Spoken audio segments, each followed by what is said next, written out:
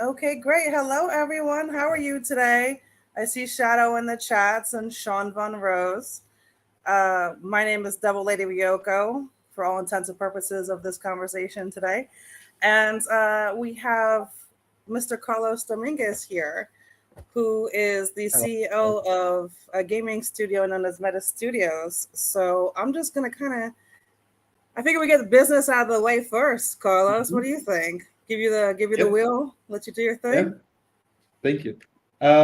Yeah. So I'm Carlos Dominguez. Like it's interesting because usually whenever I join on AMAs and everywhere else, like I'm so used to use like my first and second name, that is Carlos Arthur, that sometimes in people when I just had like my last name, I'm like, oh, that's interesting. But even when we were like writing um if I'm not mistaken, even like on LinkedIn, I have it as Carlos Ardo for some reason. Basically, Carlos Dominguez, I'm the CEO of Meta Studios. We started as a Web2 studio. Um, we have like a little bit of a background about the studio. We have like the team um, has a lot of connections in the entertainment industry in general. That's the best way that I can put it. The two co-founders, they work in projects like Pirates of the Caribbean, like Transformers, Puss in Boots, Kung Fu Panda, like Guild Wars, and together we also run another business called CG Master Academy. That is one of the largest academies for training people in concept art, VFX, animation.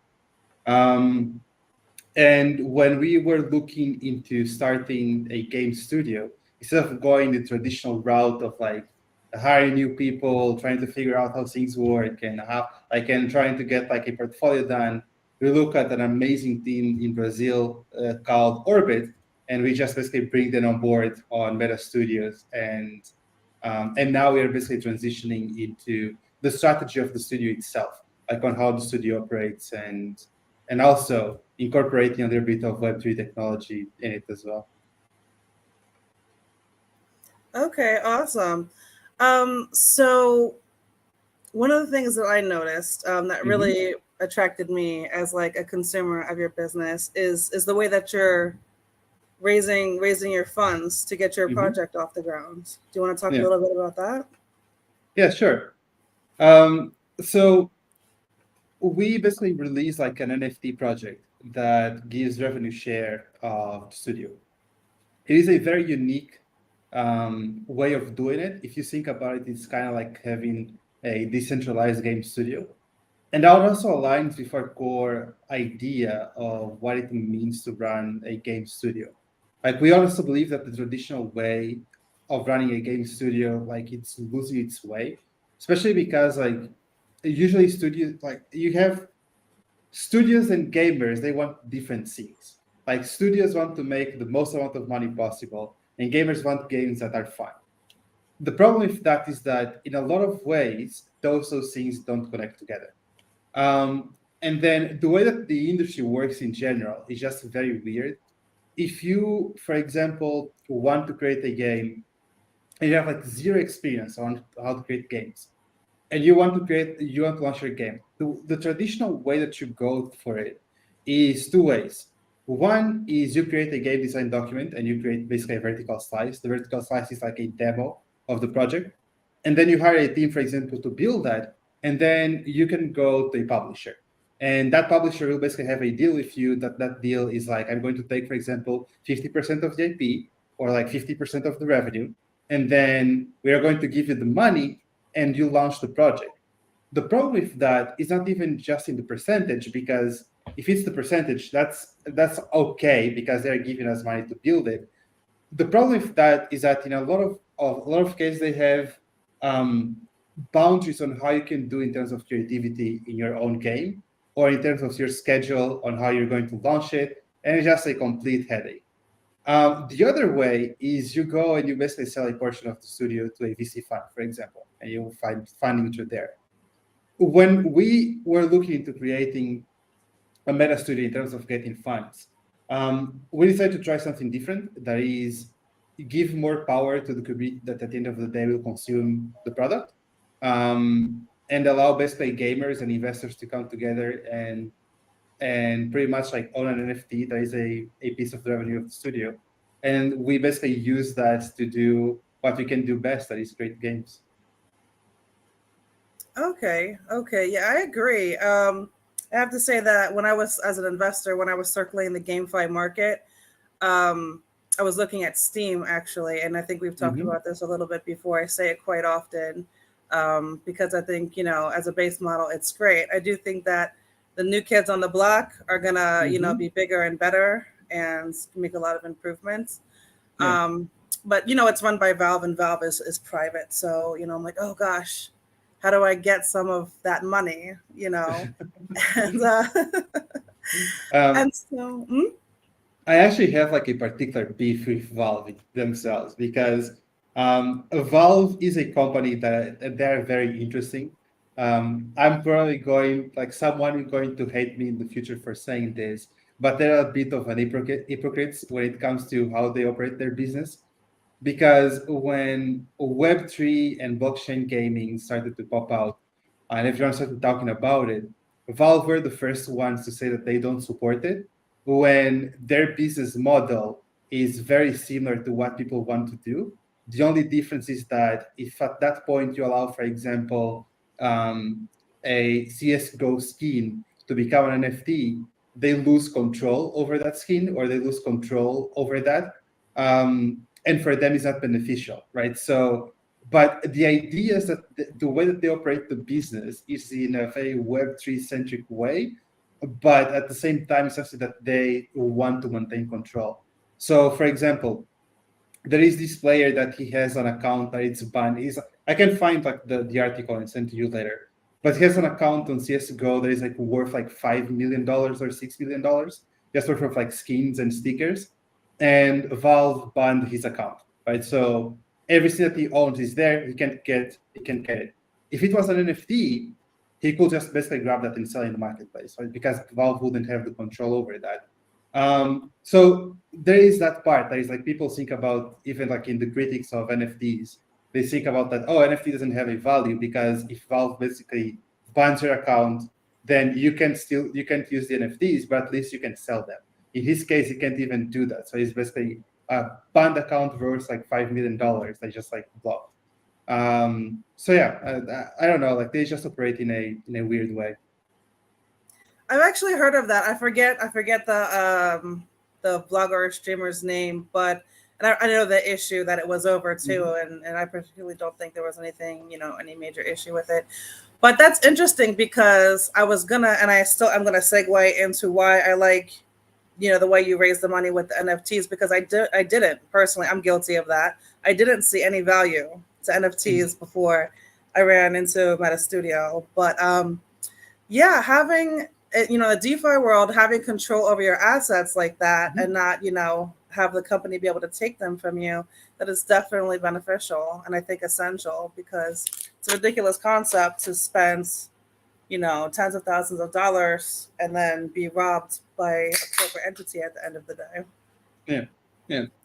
Like I think that there is like a lot of use cases for NFTs that people don't cover that enough. Um, and I believe that like that is one of the things that we want to change at Meta Studios is just showing different ways on how we can use NFTs. So for example, one of our partners, like Somnio, they are the company that builds all of our smart contracts. Right. For example, the smart contracts that we have, like in the app, was built by them. The marketplace was built by them. They're like absolute genius on what they do.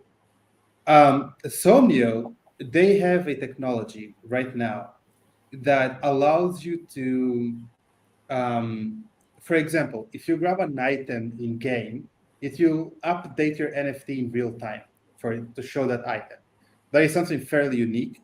And even in that, for example, it allows other companies to do very interesting things. So, for example, let's say that you want to promote your YouTube channel on Meta Studios.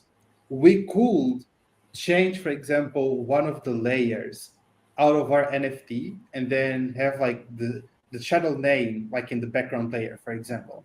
right? And they can do that in real time, which is very unique for the market at the moment.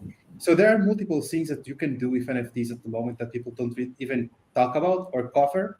That there are things that will be interesting for us to explore in the future. So one idea that we've been playing around, and like me and Ted usually throw like a couple of ideas around, is, for example, what if like in the game you have like a meteor shower, and in that meteor shower, like it basically hits like the earth of the game, and then you have like an NFT, and you go and you mine that NFT completely free, and then as you basically like break the blocks, you can find like one NFT that is a unique piece on that NFT, and we can basically like have like a what is an event, and for us like it works as like a marketing gimmick in a way, but for people just like it is an interesting experience. And we say, for example, you can now either sell that item to the studio, and we are going to pay you like $10,000 for that NFT that you found in that meteor shower, or you can keep it for a year and then you have a surprise. So you can like create different narratives on how you can create like different behaviors in the game that were pretty much impossible to do before that. Wow, that's really incredible.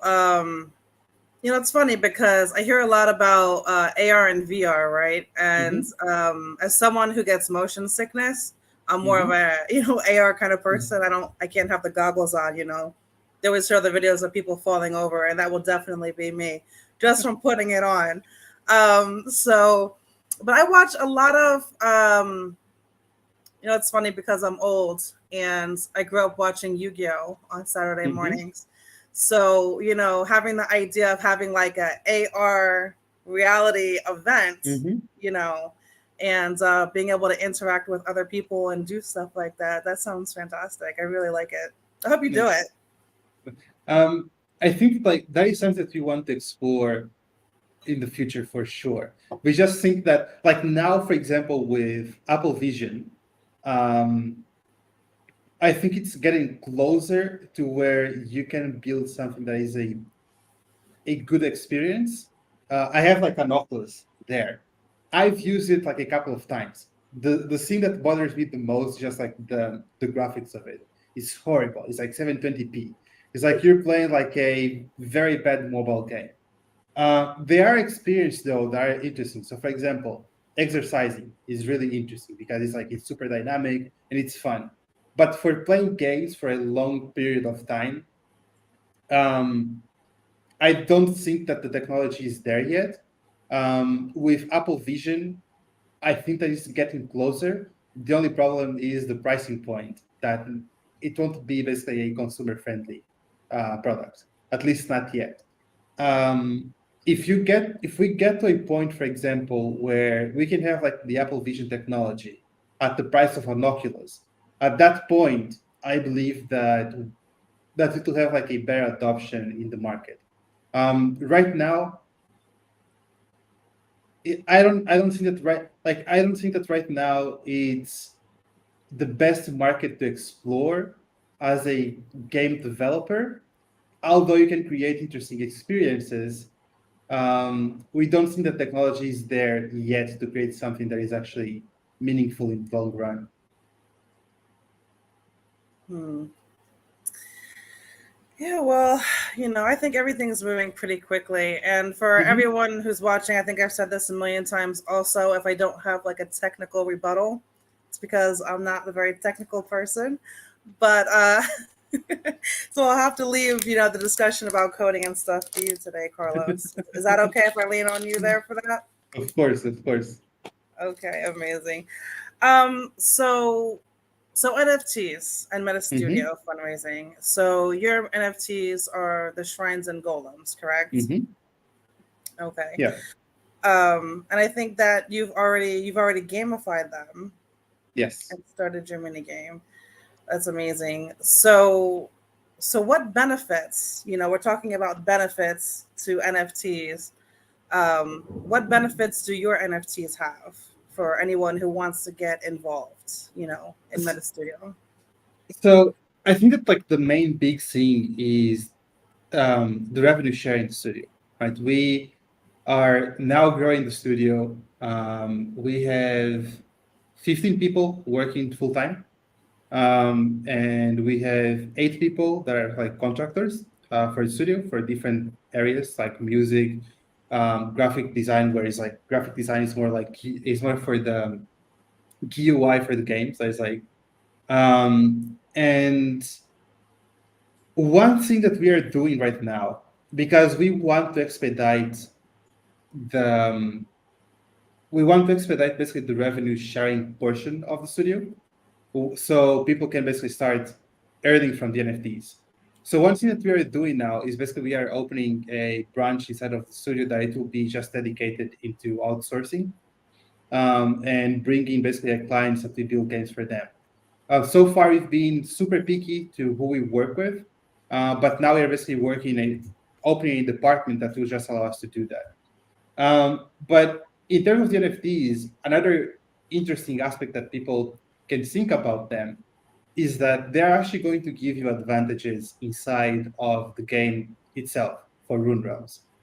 For casual players, it might not have that big of an effect, but for people that want to take it further into a more professional level of playing, at that point, it will be beneficial to them, which is something that right now we are trying to balance. So, for example, the shrines, they'll give you, as of today, they are going to give another 10 spots per guild that you can build. So if you have like 4 shrines, you can have like more 4 people in your guild inside of the game.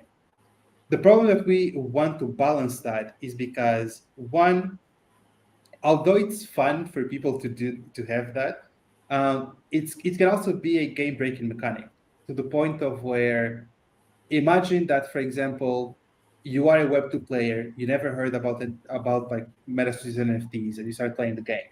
And all of a sudden we are creating this event that is like our version of esports. That the idea is that you are going to try to destroy our village, and for the people that destroy the village, they will basically like win a cash prize. That is all fine until you find, for example, someone that has a guild that is like 4 times the size of yours, right? So we need to balance that in a way that it makes sense, where it's good to have like to give like perks to people that supported us by buying NFTs, but at the same time, like not to break the experience for people that are just like coming out into the project. Hmm. I don't know. I think it's a neat concept. I don't think you were necessarily wrong there, but I could see it because the shrines are limited at some point. Mm-hmm. You know, it's not like you could just kind of put it in the game. Oh, you know, here's the rules, Yeah. newcomers, right? Buy a shrine because eventually they're gonna run out. Which is something What? that we don't want to do either. Like we don't want our game to be gated by an NFT. So, for example, before we look, like if you look at Axie Infinity, where people would have like to spend money to start playing the game, we don't necessarily want to do that. We just want to get people to play the game and have fun. We are building a very solid monetization aspect of the game, and I believe that that alone will allow us like to have like a very successful game in terms of like monetization. So we don't necessarily think that we should have like a way of like, oh, you need to buy a gold when we're trying to play the game. So you want to just let people play and have fun. Okay. Can I get you to talk a little bit about what as an investor, the golems and the shrines mean? Yeah. So the shrines basically is what you use basically to stake your golems, right? So you have like the shrines in your island. As soon as you place them in your island, they are registered like on blockchain. So you can see like inside of blockchain like the location of that shrine in particular, and then it allows you to add up to 4 golems. And the 4 columns basically is what actually attaches the value of the revenue share in studio. And then that allows basically to calculate like how much of like in terms of percentage the person holds by using this combination of both. As soon as you attach the golem in Shrine, he also registers in the blockchain the location of that. and then from there we can see the percentage that that particular wallet holds in terms of the revenue share that we are creating for the company. Okay. And you were talking about creating a division of your company that is kind of like a headhunter marketing thing, if I'm getting the vibe right, looking for, other gaming projects to add to the company. I know you've made some pretty stellar games already. Can I get you to preview some of those? Sure. Let me. Um, I think that the easiest one to show will be. Do I have it installed? I don't think I have it installed. Um, 1 second. I think like the easiest one to show is just the retro machina. Um, and you just load it real quick and then skip everything that it's in terms of cutscenes. But yeah, so in terms of like of the branch that we are opening in hunting position, we open that position on our Discord for people that if they want to join and they want to bring projects, we basically pay a commission. But oops, super loud. Sorry, 1 second. I'm just loading the game and it was super loud. Yeah, that's okay because if it was me, everyone would have heard it. I Okay. don't know how to, put a block between that. So Let me just load it real quick. I change the size of the screen because I have like a super large screen. And then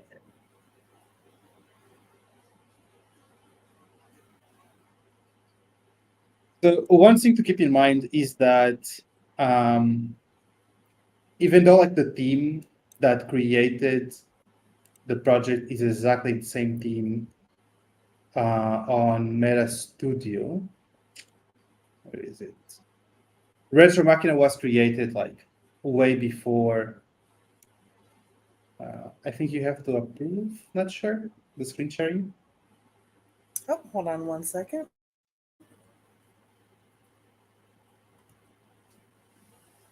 Yeah, so Retro Machina was created before the Orbit team basically joined us, right? So if I'm not mistaken, the game was built in 2017, 2019, 2019. And like it's the exact same team, so the quality of work is the same. But throughout that time, like we actually, as we have like, as we have, for example, Meta Studio Open, we actually worked on a couple of other projects that we can't show because they are under NDA. One of those projects, for example, is Marvel Survivors that a couple of people on our Discord actually played. The OGs, they played the game. But yeah, so it's just like same quality of work, like same team pretty much. One thing that we are doing now is we are now looking into just creating like more games oops, to like to other projects, right? So for example, I was talking about Marvin, and Marvin, they are like a meme token. They had the idea of building a game like in their like roadmap for a while, and we basically are the team that went there and helped them create the game and release the game. And we are doing the same. So even though we created that option on our Discord where people can join, and we basically will do a commission base. We also have now like our own like tools to identify projects that we build. So it's like custom tools that we build that allows you to identify like new projects that will potentially be a good customer. And then we have like other people like working in the background to do like outreaching and contacting basically these projects to try to bring them for us to build their games. Okay, I love this. As you know, I'm a huge fan of this game. I've been wanting to play it for a while now. I'll get around to it eventually. But So right now, we've been talking about the NFTs and the gamified investor experience, but those NFTs are for a game called Rune Realms, correct? Hmm. Yeah. Okay. Um, I mean, what's the dealio there? So the game's going to be online just about any day now, right? In a couple of, yeah, like we are trying to aim to release it in August. Um, that will probably just be the Web2 version of the game for one specific reason. We have a partnership with a company called Immutable.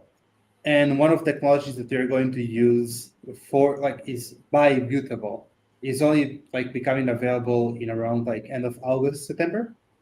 So for us to be able to add that in the Web3 version, we will have to wait for that technology to be available. But at least we can release our goal is to release the Web2 version in around like August and then have that out in the market, start gathering feedback and improving the game from there. Okay, now so Web 2 Hmm. is, so we can run through the whole gamut then, right? We've Yeah. got a little bit of time. So for people who might be new, like Web 1 is Hmm. way back in the day where there's just like a lot of information. I think when Ask Jeeves was a thing, was it Yeah. Ask Jeeves? You Like had doing like your banners everywhere. You had MySpace. yeah, yeah. I Well, think I think that technically, MySpace was already like Web2 because it had like interactive content already. yeah, that's true. That's true. And if you ever used, one of those profile creators, technically, I mean, that'd be kind of like two and a half, right? Hmm. So yeah, homework articles, and then Web 2 is kind of like the social media phase, right? Hmm. Okay, people were interacting with each other. So, and then Web 3 is where the creator, people who are creating are getting involved, Yeah. right? Like the developers, coders, graphic designers. So, my question to you is, what is the difference between the Web 2 version of Rune Realms and Web 3? Like, what added features are we going to get in the Web 3 version as opposed to Web 2? So in terms of like features, you don't really have like features that are that different. So the way that we see Web3 in the company is more of an amplification of what you can do rather than a unique feature. And we want to have that like as very optional for people. So, for example, if you're playing the game and at one point you're like, okay, I'm tired of playing this game, I don't want to play Rune Realms anymore. But I've invested, for example, I don't know, like $300 in buying gems, in upgrading like what I have in the game, and like upgrading my troops. And my account has a value. Like my account, like I spent $300 in the game. Someone might pay for that because if they don't want to, for example, start from scratch, they can buy my account. They just don't want to play anymore. In the traditional sense of things, the way that you do it is that you will have to sell your email account that in a 99% of times is attached to other services, right? So like if you subscribe to YouTube, you log in with that email account, like because usually people they just use like the same email account for everything. And if you create an account in the game, you'll have like to literally sell your email so a person can basically log into the game and play that game.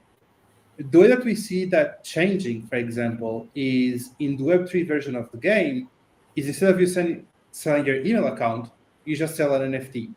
And that NFT basically can load the entire account. And that's it. Like it's just like it's a one like purchase of an NFT. And at that point, you know the value of that account because you can calculate how much money that person basically spent in the game or how much time that person spent in the game. It doesn't necessarily need to be money. It could just be someone that is like super good at optimizing things and we're able like to evolve the village at a certain point and they don't want to play anymore, they can sell their account. So this is like one example on how we look into implementing Web3s in the game. It's not necessarily about like having a feature for the game that the game won't have, but having features that will just make it easier for players moving forward. Okay, I understand. Like that, decentralized experience. Hmm. Okay, that's so funny because I've been guilty of spending some money on a few games myself, and then when you're done, it's just there's no equity, as it were, Yeah. right? So that's just it. You spent your money and you move on. I have seen there's a mobile game called Swords of Chaos. Hmm. It was really popular for a while, and people were doing that. They were beefing up their accounts and selling them for like amazing profit. And they had to do that. They had to give like access to this or that. And I have to say, like me personally, I don't plan on doing that anytime ever. So I'm with you on this. I like where this is going, and I'm picking up what you're putting down. It's like it's about just like giving power back to players, right? So like one thing that for me is super annoying is like if you if you want to like I've played Guild Wars for I don't know, like I've played Guild Wars 2 since 2012, if I'm not mistaken. That is when the game came out. And every year, at one point of the year, I download that game, I log in into the account, I play for a couple of hours, like I look at what is new in the game, and then basically close the game and like uninstall the game and then move on.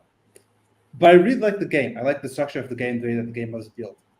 But one thing that, for example, that is super annoying is that they limit the players in what they can do in certain ways that I'm like, these just like stupid.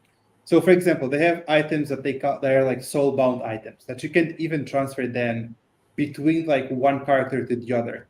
And it's not like items that you like randomly find in the world. It's like items that you'll take like 1 year to get that item. As soon as you equip that item in a character, it becomes soulbound. You can sell it, you can transfer it to another character in your own account. I just think that that is like stupid. Like if the players spend that much time, um, like you spend like a year creating, for example, a legendary weapon, you should be able to use it wherever you want to use it. I don't think that like that is a very smart game design choice. Yeah, I agree. And when I really think about it, you're like blowing my mind here today. When I really think about it, because one of my biggest grudges is the gaming system that we have. Like I'm a PlayStation person. I have a Hmm. PlayStation here at home, and I do most of my gaming on that. And I have a huge grudge against the system that we buy the system, we buy the game, then we have to pay for using the game because some games are Hmm. just like kind of like online games. So there's like a monthly service there. And then there's the downloadable content, right? The Hmm. DLCs. Don't you know how much DLC content I wish I had an NFT for? I could get some of that money back. Uh, I think that is why, for example, um, a model like Genshin Impact and Fortnite work so well is because people keep get like content for free and um, and just like keeps the player basically engaged. One idea that we've been exploring, like we didn't talk about this like as much for Project Arcane. One thing that we've been looking into, for example, for Project Arcane is in terms of the gaming monetization aspect of the game, you have like different routes that you can take. One of the routes, for example, it can be the traditional sense of creating, for example, a season pass, right? But in 99% of the cases, season pass they only give you some sort of cosmetic or some sort of item that doesn't necessarily will impact the gameplay. And people usually buy them because they just want to show off like their skills in the game. One thing that we've been looking into is looking into gaming as what it is, that is entertainment, right? So people pay, for example, I don't know, like $15 for Netflix per month. If we like we could potentially Not that I'm saying that we're going to do that, but potentially we could create a system where we can release, for example, a new story every month, like a very in-depth story. You can play that for as long as you want. And you play, for example, a subscription that is like, I don't know, like $40 per month inside of the season pass. And you have like a completely new story that you can play and like immerse yourself into that world, into that story. I believe that is like something that games should start exploring that you don't really see that much in, well, you don't even see that in the market. But I always believe that that can be a way that games can start making money in the future, and re-engage players without having to build like multiple different games. They can just like build stories around what people already love, pretty much. Yeah, there's actually a game that I've been playing recently. That when I bought it, I absolutely hated it, and that's and some people probably saw this one coming. Fallout 76. Um, Yeah. Bethesda, but I didn't like it at all. There was a whole bunch of issues, glitches, and then one of the things that personally irritated me was when you defeated an enemy and you use like an explosive or something, Mhm. like I don't know if I want to say corpse on my channel, but you know, the remains, respectfully, would kind of just go off into the bushes, and you weren't gonna find it. You might as well just give up because you know the graphics were bad. You couldn't even really tell the bushes between the trees, and you just gave up and moved on with your life. But they've been doing a lot of fixing lately, and you know it's highlighted now, and so you can find it like in the dark or in the bushes or whatever. And you know they're adding like different areas and stuff like that, different stuff to the maps. So I can get behind it because even though the game released like 4 or 5 years ago now, um, I play it now. I wouldn't have played it then at all, I'm sure. How did you get into gaming? How did I get into gaming? Gee golly, we're going back now. Technically, Duck Hunt. Technically, Duck Hunt. Yeah, Super Nintendo.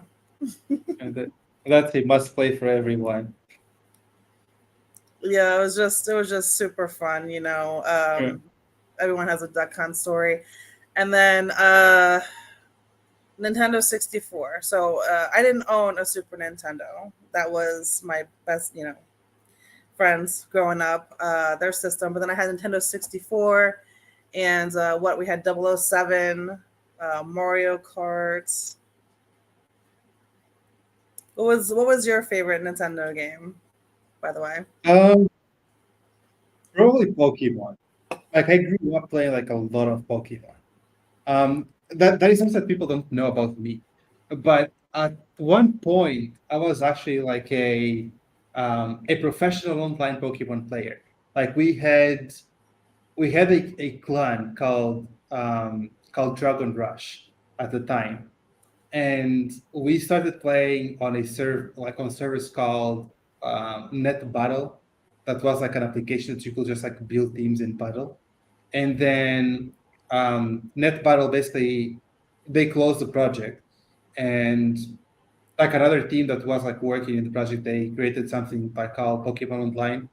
And I remember that like at the time we were like jumping from server to server, complete like dominating every server, which it got to a point where like if we had like the clan tag like DR, people wouldn't accept the matches to play against us.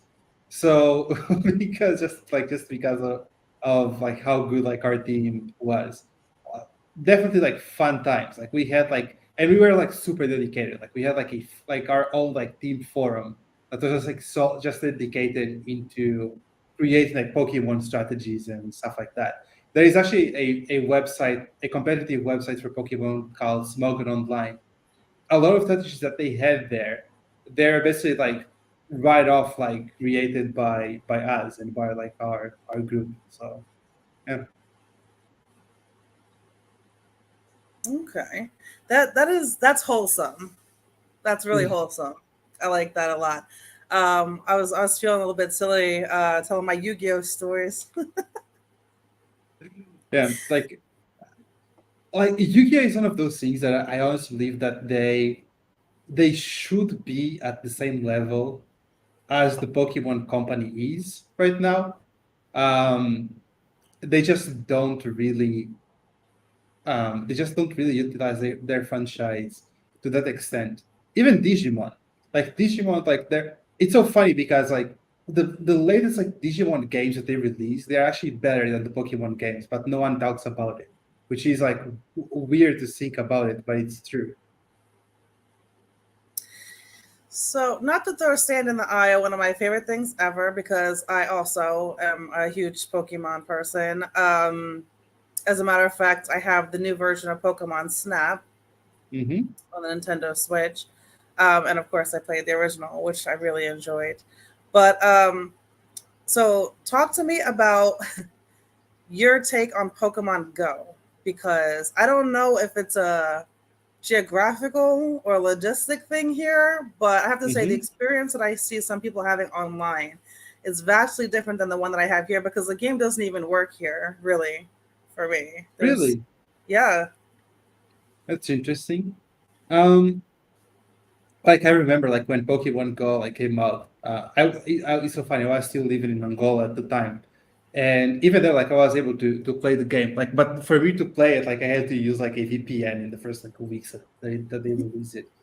Um, I think that it's amazing what they built. It had a lot of traction, but I also believe that the team behind it wasn't expecting that level of success, and they're not able to basically to keep up with the level of success that they had.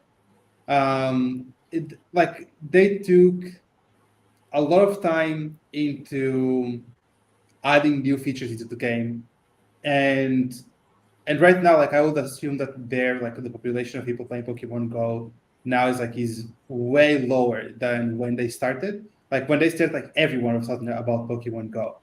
Um, but it is amazing. Like a lot of people don't know about this, but the team that built it, they actually already had like a game that was pretty similar to Pokemon Go. And I remember that at the time I was playing that game as well, where you could it's like exact same thing as Pokemon Go, but instead of Pokemon, it was like portals that you go and destroy monsters. Um, and then the basically just like had like the layer of Pokemon Go on top of that game, and it was like an instant success. So it's impressive what they built. Um, I think that like for them, if I was like honestly, it's one of those things that if I wasn't part of the team, I wouldn't know how to how to do it either, because they had a lot of people that were coming into the game that they knew of Pokemon, but they never played, for example, the traditional games.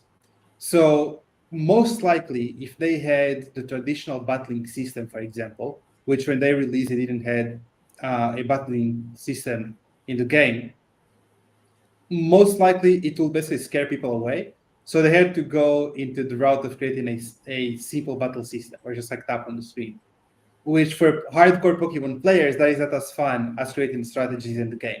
So it's a hard thing to balance. But like, I honestly believe that Pokemon Go will be one of those games that will be part of history and people will study that game for years to come just on sheer amount of success that it had. I don't think that there is a game that had like an impact on that level of like a not only a cultural impact, but like a global impact as level of Pokemon Go had in the market. I can't think about a game that had the same impact. Hmm. I mean, I've seen it all. I've seen old man in Japan with like 20 phones on his bicycle, Mm-hmm. Yeah, and I'm yeah. like, it looks good. I want to, I'm a little crazy like that. I want to try it. It's I would fun. do Like it. it is fun. It's a fun game. Like I think that that taps into if you think about like the story of Pokemon, like the creator of Pokemon, he was like a bug collector, right? Like when he was a kid. And I believe that like Pokemon Go was the closest experience that you'll get to what he wanted people to explore as his childhood hobby. I think that's like the closest thing that you could do like in a virtual world. And yeah, like they are very good at what they do. Um, but at the same time, I don't think that they expected to have such monumental success either. True. Okay. So, 3, 2, 1. Favorite Pokemon game ever? Go. Emerald. Hmm. Not a bad choice. Mine is, and this is funny because it goes back to that AR thing, and I think they should just let the Pokemon. I don't know. Again, I think in other countries it does way better than it does where I'm at on the East Coast of the U.S. here. Um, Pokemon Stadium. Do you remember that? I do. That is Yeah. always going to be my favorite Yeah. because it, One it of the kind best of animations in Pokemon history till this day. right, and it just did that. It brought them alive, like just right in Yeah. your face. The bigger screen you have, the better. And I need that again in my life, and just Go isn't doing it for me. So You know what the funny part about that is that that game wasn't even produced by Game Freak. It was a completely different team that created the game. It's yeah. So that's why like you have like people have like you have wow. like Pokemon Now animation, then Pokemon Stadium, like a perfect animation. And it wasn't even the same team that built it. They were just like contractors to build it. Um, but yeah, I really like Pokemon Stadium as well.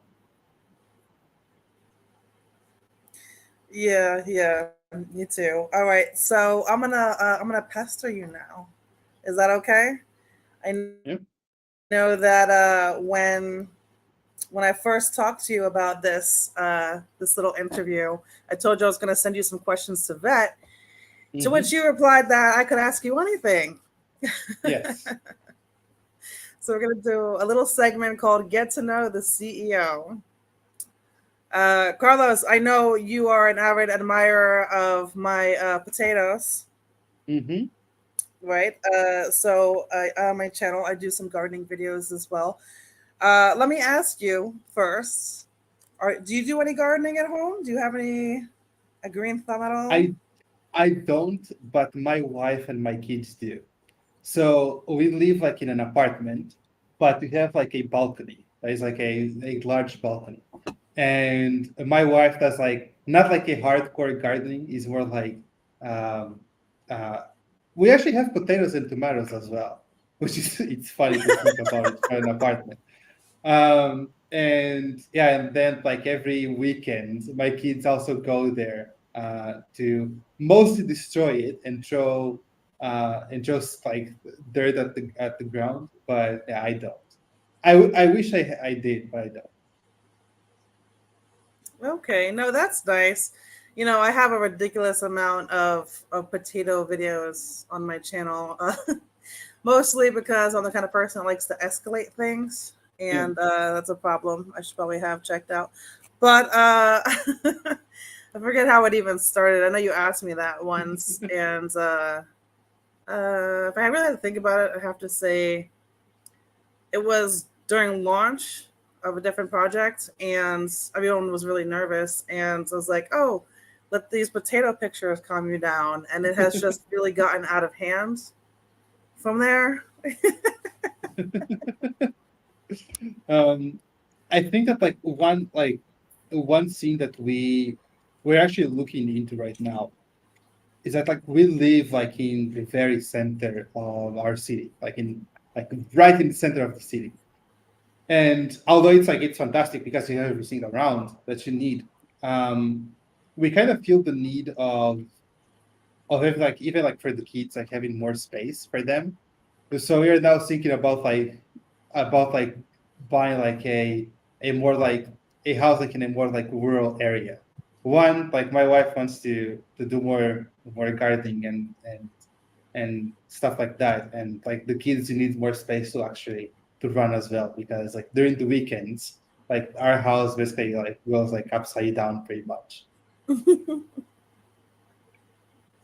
That's nice, but that doesn't surprise me whatsoever. I was gonna tease you and ask you if you were married, but you've ruined the fun for me now. Uh, And no, that's I'm what's that? no, I was saying like I married and I got married like super early for for the normal standard. Like I got married when I was like 21, and my wife is actually 5 years older than me. So we have like not the traditional marriage that people are used to. Okay, so she's got the brains in the relationship then. Yeah, of course. She's like she's the boss. All right, smart man. See, now everyone should know they're good investing in Meta Studio because Mr. Carlos Arthur is the smartest man on the planet right now. um, there's something I said the other day in one of the community chats, actually, and it's so funny. It doesn't surprise me whatsoever that you're a family man because what I said was, if you remember, I had an issue with one of my NFTs. It was one of my golems. It Mm-hmm. glitched out somehow, some way, and Mm-hmm. we have a time difference. Me and you and I, if we're doing proper grammar. But and you sat on the phone with me for an hour. I couldn't believe it. And one of the reasons it took that long is because I myself have children and Yeah. they were in the background, I want snacks, Mm-hmm. rah, I gotta use the bathroom. And I felt so bad about saying, can you hold on for like 2 minutes? And just your level of patience and commitment to your project really astounded me. And now it all just makes sense. Why you have I'm so much.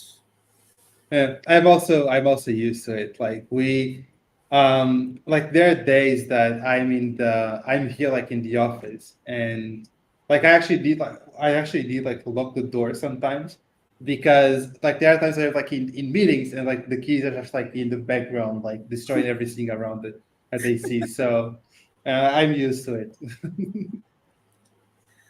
Yeah, actually, I've pawned mine off on my neighbor, which is my children's best friend's grandfather. So they're actually downstairs from me right now, and there's two doors between us, so that's why you don't hear things, in turmoil right now.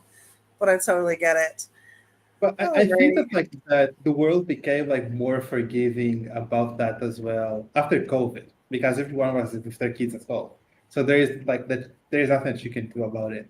Um, but even like for example, for me, like in unless I'm having like um a very serious meeting that requires a lot of focus and attention, I don't really matter. Like for me, it doesn't really matter. Like if the kids are here or not. Like for each of them, they're kids. Like I think that like that people put too much pressure like to kids, like because like we as adults we basically look at kids and we try to make them behave as we do, and we often forget that they're kids, and 99% they are the ones that are right. Like they are just like having fun, and yeah. So I don't know. No, I agree. There's just this, expectation of, conformity and having little 3 foot tall people in business suits and, Mm-hmm. reading a dossier or something. I don't know. But Yeah, how many do you and your lovely wife have? we have two, and one is 4, and the other one is 2. But they have like a 20-month difference, so they're like very close to each other. God bless her. Can't say I would have done the same. Mine are 4 and 9. Because it took me a while to want to do that again. And Yeah. then a funny story is that my oldest, my 9 year old, she wants like another sibling. And I told her, you do remember how mad you were all the time when your brother wouldn't let us sleep, right? She was so upset. I mean, ruffled eyebrows, and if you're my daughter, she's so beautiful. You know, she had like the world's longest eyelashes and fuzziest eyebrows, and they were just ruffled. And she was like an angry muppet around the house all the time because the baby was waking us up in the middle of the night. And I just remind her of that, whenever she pesters me for another sibling. I think like for us, like it was more. Um, I think like it's definitely hard to have like two kids pretty much like back to back, but at the same time, um, it's easier because like we were already used to that routine pretty much, and now like even though they are like very they have like a very small difference, our oldest actually like takes care of the youngest one. So for example, she's now like potty training her sister like how to use the bathroom. Like we don't need to do the work because she already knows. Like she takes her to the bathroom and she basically teaches her what she needs to do, and they have like a very close connection. And for us, like it's basically the same work pretty much. It gets easier over time. I don't think that if we had like Sophia, that is my oldest, and then we waited like for example like for 5 years, I don't think I would have another kid if I'm being honest, just because like it's a lot of work. I think there's a stigma in saying I'm happy with what I have and I don't want any more, Mhm. but I totally get it. Yeah. Can I ask you, is it Sophia with an F or a PH? F is an S. Yeah. I'm sorry? Easy finesse, like Sofia. Ah, okay. My oldest is actually Sophia as well. That's why I asked. With an That's F. it. Yeah, So yeah, that's so funny. yeah. Um, I let's think see. like here, like in Portugal, we don't really use PH. Um, Portugal has like the weirdest rules for names. They're actually like up to I believe that like up to 2015, you couldn't even use like W's and Y's in names here. They just like have like weird rules for names for some reason. Really, I've heard of Yeah. that before. I have to say the U.S. is pretty lax, and then I mentioned this casually so many times, but I don't know if I've ever told you. But I'm German American, so I'm first generation born here in the States, and I have uncles with like old Viking names. Like I have Uncle Gaot, so I say the names are like pretty. There's a lot of Yeah. room to work there. I think. Yeah. Um, I think that I don't know, like in I don't know like what happened in Portugal where they were like, no, everyone is going to be called Manuel and Maria and Paulo, and that's it. Like no one has a different name. So they have like a very standard naming convention that you can't go that you can change. I feel that now it's a bit better, but it's still like there. Like for example, there are names that if you're going, for example, to register your kid, let's say, like, for some reason, like let's say that I want, for example, to register my kid, for example, as the second name like Dominguez, they wouldn't allow me to do that because like Dominguez like is a family name, so they don't allow you to have it as a second name, and that's like you literally can't do it, which is very weird. But yeah, I think we have to blame Elon Musk on this one. I still, yeah, he names the kid a mathematical formula. That's I don't even know. I've seen it written out once, and I think that some people have apparently or supposedly found the official enunciation. But mhm. I mean, every time I think about it, it's easier for me to just go alpha, beta, delta, kappa, sigma. I think it's like you read it Ash or Acts, one of the two.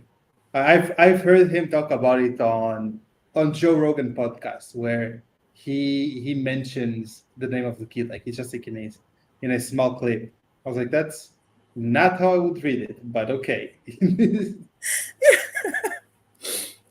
I took Boolean algebra and logic, and I hated it every second, which you wouldn't think because as much as I give certain people a hard time, you would think I would love it because I love being logical. But I just, every time I see it, I just think back to that class. I'm like, no, no, no flashbacks, please. you know. Yeah, I don't. I like. Well, I don't know. Like I wouldn't. I don't think that that is a good way to name the kid. I don't even know like if it has like a. Now I'm curious to know like what is the second name, because most likely people just going to call him for the second name, or like Musk Junior or something. Yeah, maybe it's like Cher, right? Or Yeah, Prince. You just have the one name. yeah, yeah. I know, I'm terrible. I'm being terrible. It's all your fault. So, all right. It looks like we're coming up on the hour here. Were there any closing statements you'd like to make, or any comments about Meta Studios you would like to leave people with? Yeah, like just like come hang out with us, join the community and have fun. We are building like something that is really unique and really cool. And like the more people that we can share it, the better. So yeah, just like join join the dark side of gaming and become a rebel against Steam, even though like the game is running from Steam. I'm not- I can see Steam being like, you did that interview and you have like Retro Machina on Steam. You're banned.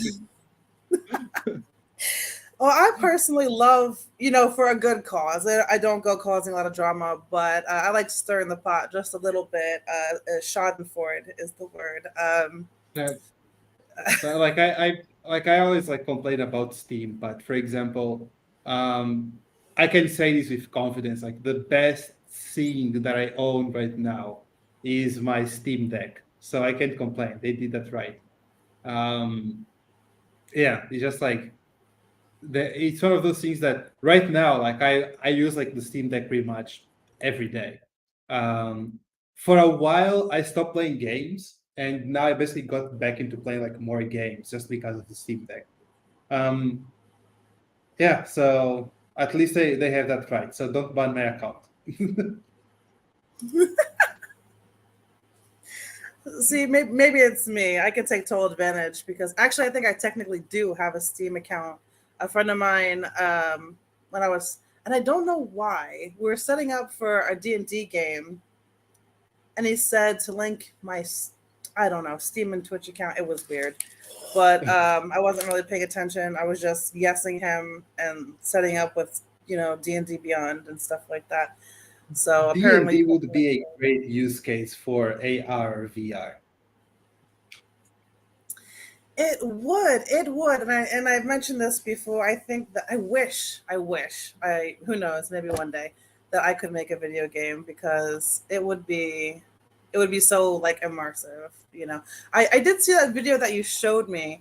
It was cool, but I was thinking something more like with a character mancer, like you might see in Fallout or Borderlands. Where you can completely customize your character would be a really cool feature. Yeah, yeah. There is like one game um, that is for the Oculus, and the game is called. It's not like D&D. It's like a tabletop game. It's not like D&D. It's like you go through dungeons. It's called. I'm going to send here in the private chat. I don't know how to pronounce that. If if you ever like get a a VR headset, I recommend you trying it. It's actually pretty fun. Like I played with friends a couple of times, um, and it's fun. It's a fun game. Like I recommend you going like into YouTube and just like watch a gameplay of it. It's very interesting. So I feel like grabbing something like that and creating it like a version of it where it's like D&D, that would be awesome. Like I never played D&D, but one thing that I do is I watch like the Critical Role, like the entire like every season of the Critical Role on YouTube. I watched it. Just like I find it like fascinating, but I never actually played D&D. Yeah, Critical Role actually solved a dilemma between me and a friend, and I'm not going to go too much into the rules of D&D because let me tell you, even I don't 100% get it. Which is funny because I'm going to be starting my own game, and I've already got some guinea pigs for that. But I digress. That it's just everyone. I mean, it is a tabletop game, but it's so Hmm. creative.